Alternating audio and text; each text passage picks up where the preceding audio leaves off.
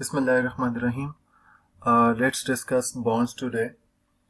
Bonds के बारे में हम ऑलरेडी बात कर चुके हैं जब हमने कॉरपोरेशन को डिस्कस किया और हमने उसके फाइनेंशियल रिसोर्सेज के बारे में डिस्कशन की कि वो उसके फाइनेंशियल रिसोर्सेज क्या है, मेनली फंडिंग कहाँ से आती है। तो we discussed the concept of bonds and equity, और इक्विटी के रेफरेंस में भी डिस्कस्ड मेनली स्टॉक्स, और बॉन्ड्स के रेफरेंस में भी डिस्कस्ड मेनली बॉन्ड्स। डेट के रेफरेंस में भी discussed mainly bonds. So basically जैसे पहले डिस्कस कर चुके हैं, मैं रिपीट कर रहा हूँ, किसी भी कॉरपोरेशन को जब फंड जनरेट करना है, जब उसे फाइनेंशियल रिसोर्सेज एक्वायर करने हैं, तो उसके पास मेनली दो तरीके हैं।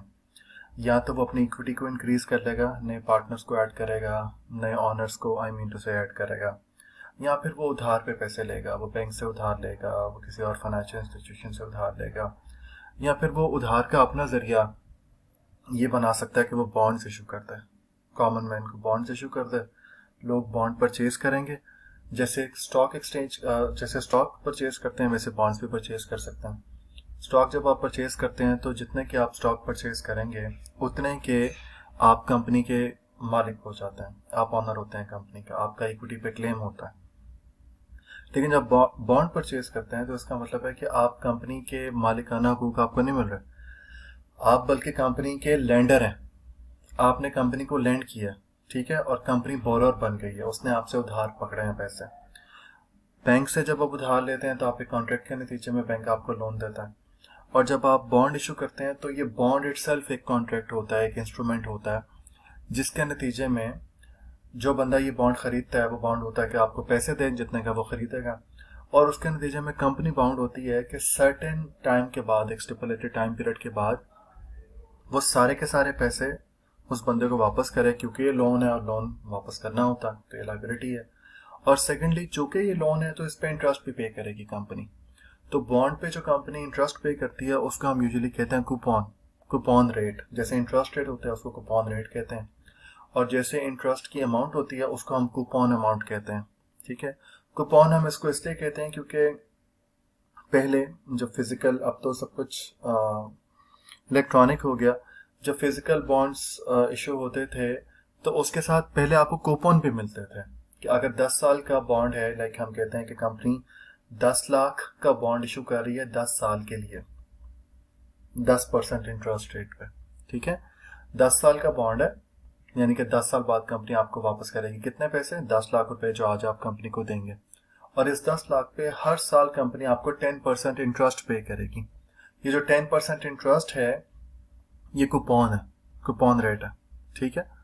सो कूपन रेट होता है जो आपने साथ के साथ हर साल पे करना होता है, और फिर जो आपकी आउटस्टैंडिंग अमाउंट होती है, जितना आपने लोन लिया होता है, वो सारे का सारा आपने, जैसे मैंने आपको एग्जांपल दी 10 साल, तो 10 साल बाद आपने वो वापस करना होता है, ठीक है। तो ये बॉन्ड का एक ओवरव्यू है कि बॉन्ड एक फाइनेंशियल इंस्ट्रूमेंट है, डेट इंस्ट्रूमेंट है, कंपनीज के जरिए से अपने पास फाइनेंशियल रिसोर्सेज इकट्ठे करती है, और कंपनी ने जितने पैसे बॉन्ड के जरिए से लोन लिए हैं वो सारे के सारे एक सर्टेन टाइम पीरियड के बाद जो अग्रीड होगा, जो लिखा होगा बॉन्ड पर, डिसाइडेड होगा, वो वापस करेगी अमाउंट, और साथ के साथ जितने भी देर का ये बॉन्ड है हर साल उस पर इंटरेस्ट पे करेगी। उस इंटरेस्ट को हम technically, traditionally we call that coupon rate, है वो इंटरेस्ट, ठीक है जी। तो ये इसकी एक ब्रीफ इंट्रो है बॉन्ड्स के हवाले से। जैसे मैंने आपको बताया कि बॉन्ड का एक अपना इंटरेस्ट रेट होता है जिसको हम कूपन रेट बोलते हैं।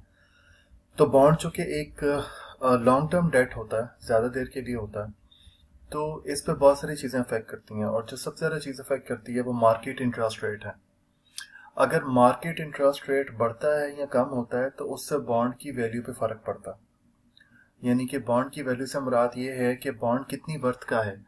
बॉन्ड की वैल्यू से मुराद यहाँ पे ये नहीं है कि मैंने जैसे आपको एग्जांपल दी, या जैसे यहाँ पे लिखा हुआ है आपके सामने कि आपका 30 इयर्स का बॉन्ड है 1000 का, और इस पर 12% इंटरेस्ट है।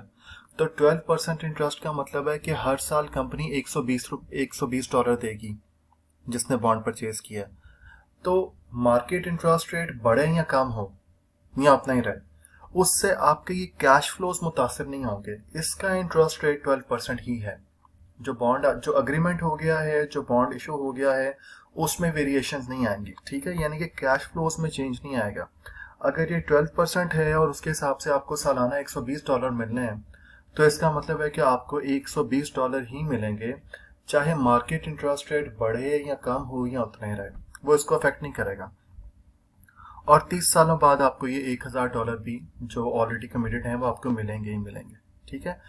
बेसिकली इंटरेस्ट बढ़ने से जो मार्केट वैल्यू ऑफ बॉन्ड है ना उस पे अफेक्ट आता है, या इंटरेस्ट के कम होने से, इंटरेस्ट के फ्लक्चुएशन मार्केट इंटरेस्ट रेट के बढ़ने या कम होने से बॉन्ड की जो मार्केट वैल्यू है उस पे अफेक्ट आता है। एंड वेरी प्रिसाइजली अभी यहाँ पे आपको बताता हूँ, उसके बाद मैं आगे जाके एग्जांपल्स के साथ इसको एक्सप्लेन करूंगा कि जैसे जैसे मार्केट रेट बढ़ता जाएगा, इंटरेस्ट अगर मार्केट में इंटरेस्ट रेट बढ़ता है तो आपके बॉन्ड की वैल्यू कम होगी, ठीक है, ये बॉन्ड वैल्यूज एंड यील्ड्स। अगर मार्केट इंटरेस्ट रेट बढ़ता है तो आपके बॉन्ड की वैल्यू कम हो जाएगी मार्केट में, यानी कि मार्केट में अब ये बॉन्ड लोगों के लिए कम अट्रैक्टिव होगा, क्योंकि मार्केट में इंटरेस्ट बढ़ गया और आपके बॉन्ड का कंपैरेटिवली वही है, उसको भी उस हिसाब से बढ़ना चाहिए था। और अगर मार्केट में इंटरेस्ट रेट कम हो जाता है तो फिर आपके बॉन्ड की वैल्यू बढ़ जाएगी, यानी कि आप बॉन्ड पे अगर 12% दे रहे हैं ऑलरेडी और मार्केट में जो भी इंटरेस्ट रेट था वो पहले से ज्यादा कम हो गया, इसका मतलब है आपका तो इंटरेस्ट रेट अभी वहीं का वहीं है। तो इसका मतलब है, ये मैं लेमन लैंग्वेज में आपको बता रहा हूँ, अभी टेक्निकल जो बात है वो आगे जाके एग्जांपल जब करेंगे तो तब मैं मजीद इसको एलैबोरेट करूंगा इंशाल्लाह। तो बेसिकली प्रिसाइजली आप लोग ये समझ लें कि मार्केट इंटरेस्ट रेट अगर बढ़ेगा तो बॉन्ड की वैल्यू कम होगी, और मार्केट इंटरेस्ट रेट अगर कम होगा तो बॉन्ड की वैल्यू ज्यादा होगी। और किसी भी पॉइंट ऑफ टाइम पे बॉन्ड की वैल्यू डिटरमिन करने के लिए, जैसे यहाँ पे लिखा भी हुआ है, हमें एक तो ये मालूम करना है कि अब बॉन्ड को मैच्योर होने में टाइम कितना रह गया है। जैसे ऊपर एग्जांपल में 30 इयर्स बॉन्ड है, तो बॉन्ड को मार्केट में इश्यू हुए 2 साल हो गए हैं, तो इसका मतलब है कि now time to maturity is 28 years, ठीक है, पहली बात ये। दूसरी बात ये कि वो बॉन्ड कितने का इशू हुआ है, फेस वैल्यू क्या है उसकी, 2000 का इशू हुआ है, ये हमें मालूम होना चाहिए। कूपन रेट कितना है, 12%, हमें मालूम होना चाहिए। और फिर इसको जज करने के लिए कि हाँ जी अब इसकी वैल्यू बढ़ी है या कम हुई है, जैसे मैंने आपसे पहले कहा कि क्या अफेक्ट करेगा इसको, मार्केट इंटरेस्ट रेट। तो मार्केट इंटरेस्ट रेट बढ़ेगा, बढ़ा है पहले से या पहले से कम हो गया है, वो इसको अफेक्ट करेगा। सो बेसिकली हमें वही 3 चीजें मालूम होनी चाहिए जो हमें क्वेश्चन में गिवन होती हैं। Coupon rate, maturity time period, अब रह कितना गया, obviously easily we can determine it, और कितने का इशू है, फेस वैल्यू उसकी क्या है, ठीक है। And very precisely, yield to maturity is the interest rate required in the market on bond is called the bonds yield to maturity. हम जो बॉन्ड की किसी टाइम ऑफ पॉइंट पे वैल्यू कैलकुलेट करते हैं ना, तो उसके थ्रू हम कहते हैं कि अब इस हिसाब से इतना मार्केट रेट इसका रिक्वायर्ड है, तो उसको हम कहते हैं बॉन्ड्स यील्ड टू मेच्योरिटी, ठीक है। आई होप ये यहाँ तक क्लियर है। So let's discuss an example, यहाँ पे ही एग्जाम्पल गिवन है, इसी को देख लेते हैं। यही यील्ड टू मेच्योरिटी को डिस्कस करने के लिए कि किसी पॉइंट ऑफ टाइम पे हम उसकी वैल्यू मालूम करना चाह रहे हैं कि उसके हिसाब से हमें मार्केट में कितने का, अगर 1000 का इशू हुआ है तो क्या अभी भी कोई इसको 1000 के खरीदने के लिए तैयार है या उससे कम या ज़्यादा भी पे करने को रेडी है। तो एग्जाम्पल हम अपने पास ये है जी, The X Corporation issues a bond with 10 years to maturity having annual coupon of $80. Okay, so similar bond have a yield to maturity of 8%. अच्छा, अब ये जो बात है ना सिमिलर बॉन्ड, ये है जो मैं आपसे कह रहा था मार्केट इंटरेस्ट रेट, जो मैं आपसे लेमन लैंग्वेज में अभी बता रहा हूँ और बाद में एक्सप्लेन करूंगा।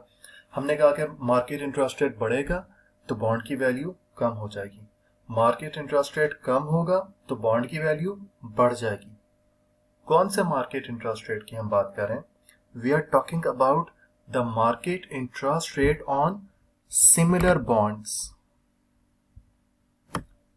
Okay, market interest rate of similar bond. Similar bond से क्या मुराद है कि same face value same maturity time, जैसे यहां पर है ना ये अ बॉन्ड विद 10 इयर्स, तो इसका मैच्योरिटी टाइम 10 इयर्स है, तो सेम बॉन्ड 10 इयर्स वाला, और उसकी फेस वैल्यू यहाँ पे नहीं गिवन तो हम कंसीडर कर लेते हैं, लेट्स से 1000 ही है, तो मार्केट में बाकी अगर कोई $1,000 का बॉन्ड इशू हो रहा है विद 10 years मैच्योरिटी, तो उस पर कितना परसेंट पे कर रहे हैं लोग? उस पर 8% पे कर रहे हैं। अच्छा, यहाँ पे हमें परसेंटेज नहीं गिवन, कूपन अमाउंट गिवन है 80। तो 80 इज वेरी क्लियर कि आप 80 को 1000 का कितना परसेंट बनता है, आप ये देख लेंगे। सो इट मेक्स अगेन वही 8%। सॉरी, मैंने इसको 10 से कर दिया, मुझे इसको 100 से करना चाहिए था, तो मैं इसको 10 से और कर देता हूँ। ओके, सो 8%। सो इसका मतलब है कि हम जो बॉन्ड इशू कर रहे हैं 8% पे, और जो मार्केट में भी इस तरह के बॉन्ड इशू हो रहे हैं वो भी सेम 8% पे इशू हो रहे हैं। तो इसका मतलब है कि हमारे बॉन्ड की फेस वैल्यू 1000 है तो 1000 ही रहेगी, मार्केट के बिल्कुल एक्यूरेट चल रहा है। अब इस चीज को प्रूफ कैसे करना है ये करके हम लोग देख लेते हैं। मैं आपको इसको कुछ कैलकुलेशंस करके तो आपको समझाता हूँ। करेंगे क्या हम बेसिकली, इस बॉन्ड से जितना, लेट से हमने बॉन्ड परचेज कर लिया, और इस बॉन्ड से जितनी कैश फ्लोज हमारे पास आएंगे ना, हम उनकी प्रेजेंट वैल्यू कैलकुलेट करके देखते हैं कि अगर वो 1000 के इक्वल है तो इसका मतलब है कि हमने एग्जैक्टली मार्केट रेट पर ही इसको इशू किया है। इसकी बॉन्ड की वैल्यू इससे कम या ज्यादा नहीं बनती, इतनी ही बनती है, ठीक है। लेकिन अगर कुछ ऊपर नीचे हुआ तो फिर मैं आपको दोबारा उसको एक्सप्लेन करता हूँ।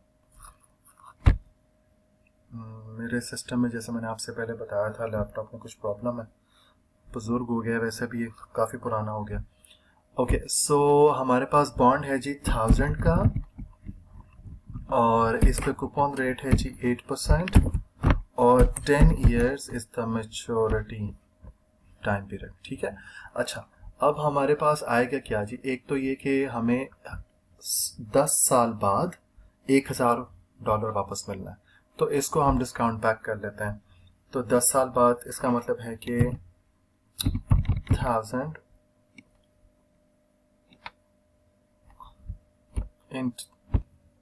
1000 divided by 1.08 raised to power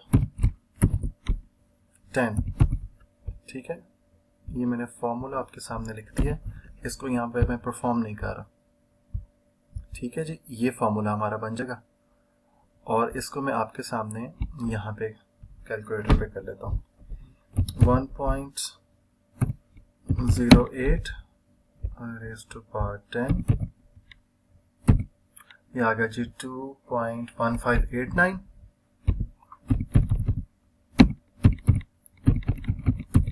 okay जी, सो 463.1988, तो हम कहते हैं 463.1, सो हम इसको लेट इट बी 4, बल्कि मैं पूरा ले लेता हूँ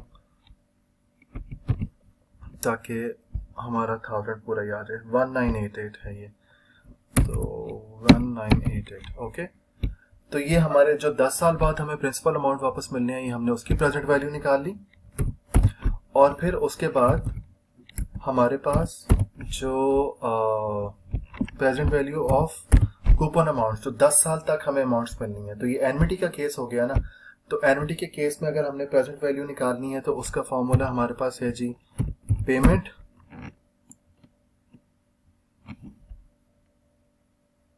मेरा ये सिस्टम थोड़ा स्लो चल रहा है, payment into payment into 1 minus 1 divided by 1 plus r, और रेज़ टू पावर, इसको भी हमें ब्रैकेट में क्लोज करना था, रेज़ टू पावर n, और फिर इस पूरे को हमने डिवाइड करना है बाय r। ये फॉर्मूला हम ऑलरेडी पढ़ चुके हैं, मैंने आपके लिए बस यहाँ पे बाय द वे दोबारा लिख दिया। तो इसमें जब हम वैल्यूज पुट करेंगे तो हमारे पास प्रेजेंट वैल्यू आ जाएगी, मैं इसको यहाँ पे क्लोज करके दोबारा से रिकॉर्डिंग